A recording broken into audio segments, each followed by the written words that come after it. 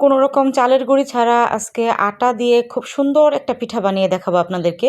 তো আসসালামু আলাইকুম রহমতুল্লাহি ওয়া আমি মিনা শখের রান্নাঘর থেকে সবাইকে জানাচ্ছি অনেক অনেক শুভেচ্ছা। আশা করি ভালো আছেন আপনারা সবাই, আমিও আলহামদুলিল্লাহ ভালো আছি। তো নিয়ে নিলাম হচ্ছে এখানে 1.5 কেজি আটা। তো ওই অনুযায়ী হচ্ছে এখানে আমি কালো জিরা আর হচ্ছে স্বাদমতো লবণ দিয়ে দিলাম। ফুটন্ত গরম পানি দিয়ে না খুব বেশি শক্ত না খুব বেশি নরম, এরকম একটা গোলা তৈরি করে নেব। খুবই সহজ, কোনো রকম চালের গুঁড়ির ঝামেলা ছাড়াই হচ্ছে আটা দিয়ে খুব সুন্দর করে এই পিঠাটা বানানো যায়। এটা খেতে এত বেশি মজা যে একবার খেলে বারবার খেতে ইচ্ছে করবে, এতটা বেশি মজা। খুব সুন্দর করে পাতলা করে রুটি বেলে নিতেছি। 2টা রুটি একই রকম হতে হবে, আমারটা যদিও একই রকম হয় নাই। তো সে যাই হোক, এখন হচ্ছে আপনাদেরকে পিঠাটা বানিয়ে দেখাবো। এরকম একটা নতুন একটা ধারালো ব্লেড লাগবে, অবশ্যই ব্লেড নিতে হবে, অন্য কিছু দিয়ে হচ্ছে এই পিঠাটা হয় না। আর অবশ্যই নতুন ব্লেড হলে ওইটা আপনারা ফুটন্ত গরম পানিতে কিন্তু করে নেবেন, ফুটিয়ে নেবেন কিছুক্ষণ। আমি ওরকম করে হচ্ছে ফুটিয়ে নিয়েছি। তো মাঝখান থেকে লম্বালম্বি করে কেটে 2টার যে সাইডের যে চিকনগুলো আছে ওইগুলো আমি হচ্ছে ফেলে দেব, আর যেগুলো মোটা মোটা আছে ওইগুলো দিয়ে হচ্ছে পেঁচিয়ে পেঁচিয়ে পিঠাটা বানাবো। এটা হচ্ছে আমার জীবনে আমি ফার্স্ট টাইম পিঠাটা বানাচ্ছি। তো ফার্স্ট টাইম বানানোর পরে মাশাল্লাহ খুবই সুন্দর হয়েছে। আর এই পিঠাটা ফার্স্ট টাইম বানানোর পরে মাশাল্লাহ আমি অনেকটাই পেরেছি। হালকা কিছুটা একটু ভুল হয়েছে, কিন্তু এই পিঠাটা এত বেশি সুন্দর যে আপনাদের সাথে শেয়ার না করলে পারলাম না, যে আটা দিয়েও যে এত সুন্দর করে পিঠা বানানো যায়, মানে খুবই সুন্দর। মানে শুধু একটার উপরে আরেকটা ঠিকঠাক করে দিলেই হচ্ছে পিঠাটা হয়ে যায়। দেখতেই পাচ্ছেন আমি কি করে দিচ্ছি। এটা একবার দেখার পরেই সবাই পারে, অনেকে আবার পারেও না। মানে দেখতে যতটা সহজ আবার অতটা সহজও নয়, একটুখানি ওই নরম জিনিস তো, এটা আলতো করে ধরে তারপরে হচ্ছে বানাতে হয়।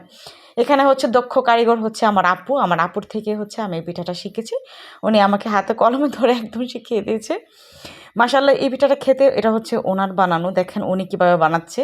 অবশ্য চোখের দেখা জিনিস, আপনারা দেখলে হয়তো বা পারবেন।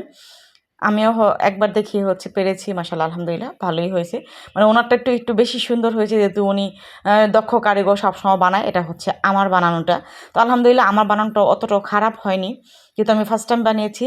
তবে এই পিঠাটা বানাতে যেমনই হোক না কেন, বা আমি যেমনই বানাইছি না কেন, কিন্তু এটা খেতে এত বেশি মজা, মানে এটা একবার খেলে বারবার খেতে ইচ্ছা করে, এত বেশি মজা হয়। মাশাআল্লাহ দেখেন আমার পিঠাগুলো কত সুন্দর হয়েছে।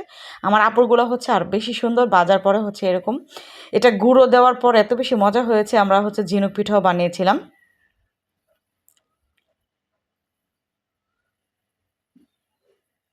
তা আমি হচ্ছে আবারও বানাচ্ছি, তো ওইটাই আপনাদের সাথে শেয়ার করতেছি। জাস্ট একটা উপরে দিলেই হচ্ছে আঙুলটা ঘুরিয়ে ঘুরিয়ে খুব সুন্দর একটা পিঠা হয়ে যায়। তো মাশাআল্লাহ সবগুলো পিঠাই হচ্ছে বানানো হয়ে গেছে আমার। এখন হচ্ছে আমি আপনাদেরকে ভেজে দেখাবো যে ঠিক কীরকম করে ভাজতে হবে। তেলটা মিডিয়াম গরমে আছে, এখন হচ্ছে একটা একটা করে আমি সবগুলো পিঠা দিয়ে দেবো। এখানে হচ্ছে পিঠাটা ভাজার সময় হচ্ছে অনেক সুবিধা, কারণ 10-12টা পিঠা একবারেই দেওয়া যায়।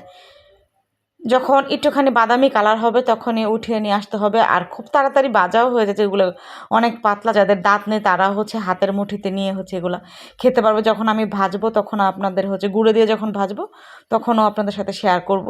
তো চাইলে হচ্ছে আটা দিয়ে এই সুন্দর পিঠাগুলি বানিয়ে নিতে পারেন, খুবই সহজ এবং খুবই সুন্দর।